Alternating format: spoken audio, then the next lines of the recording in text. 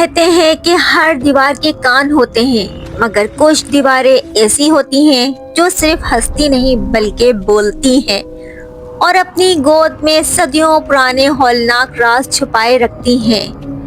نیا گھر، نئی بے چینی۔ کہانی کی شروعات کرنے سے پہلے آپ سب سے ریکویسٹ کرتی ہوں کہ پلیز سبسکرائب، لائک، شیئر ضرور کر دیجئے گا۔ یہ آپ کا اپنا چینل ہے۔ اگر آپ کے پاس اسی طرح کی کہانی یا واقعات موجود ہیں تو پلیز ہمارے ساتھ شیئر کیجئے۔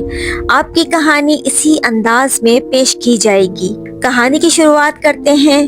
زبیر نے شہر کے مضافات میں ایک پرانے طرز کا بڑا بنگلہ خریدا۔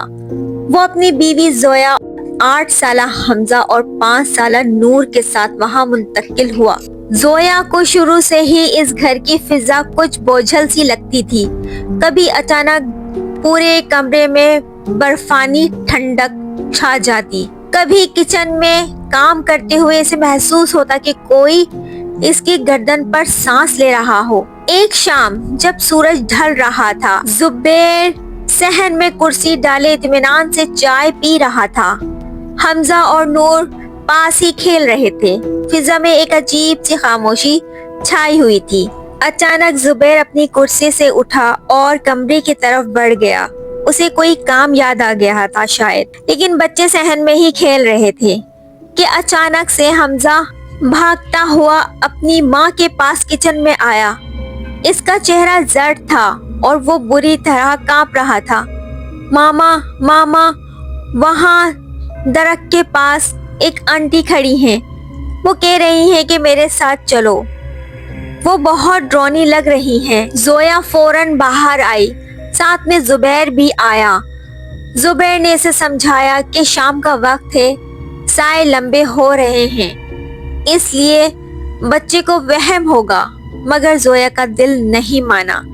اسے محسوس ہو رہا تھا کہ ہوا میں ایک ہولناک تبدیلی آ چکی ہے۔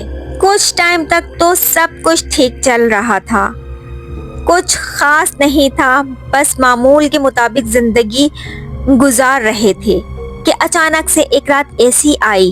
زبیر اپنے لیپ ٹاپ پر کام کر رہا تھا۔ اچانک صحن سے حمزہ کی چیخنے کی آواز سنائی دی، بچاؤ ماما، بچاؤ! زویا اور زبیر پاگلوں کی طرح باہر بھاگے۔ وہاں جو منظر تھا وہ زندگی بھر ان کے خوابوں میں آنے والا تھا۔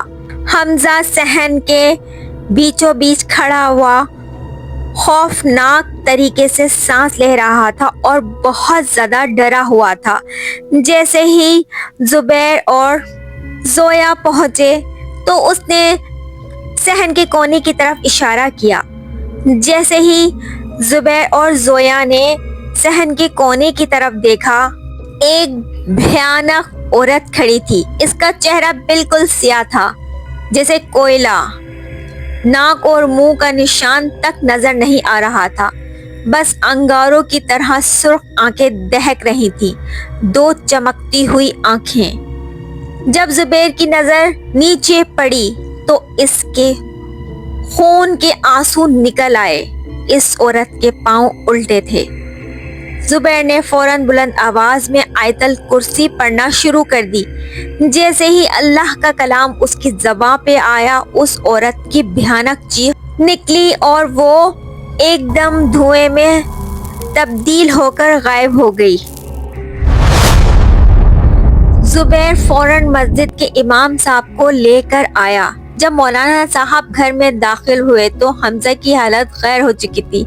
اس کی آنکھیں سرخ ہو چکی تھیں اور وہ ایسی زبان میں بول رہا تھا جو کسی انسان کی نہیں لگ رہی تھی۔ مولانا صاحب نے اسے پانی پر دم کر کر اسے پلایا اور وہ بے ہوش ہو گیا۔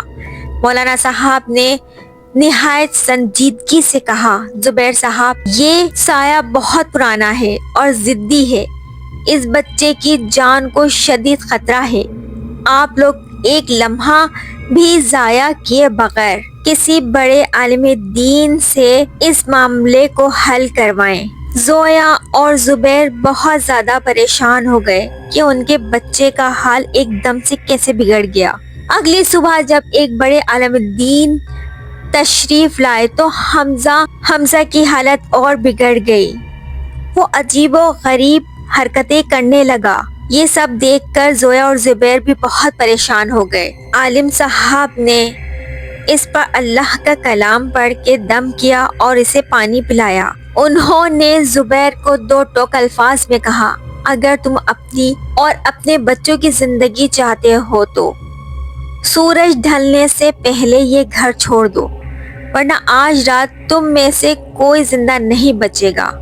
خوف کے مارے زویا اور زبیر نے فوری فیصلہ کیا۔ انہوں نے ضروری کپڑے اور کچھ قیمتی اشیاء ایک بیگ میں ڈالی اور اپنے بچوں کو لے کر اسی وقت گھر سے نکل گئے۔ وہ سیدھا اپنے رشتہ داروں کے گھر چلے گئے اور دوبارہ کبھی اس منحوس بنگلے کو پلٹ کر دیکھا ہی نہیں۔ وہ بنگلو آج بھی ویرانہ کھڑا ہے، لیکن آج بھی وہاں سے گزرنے والے کہتے ہیں کہ جب شام کے سائے گھیرے ہوتے ہیں تو وہاں سے ایک عورت کے قہقہوں کی آوازیں آتی ہیں۔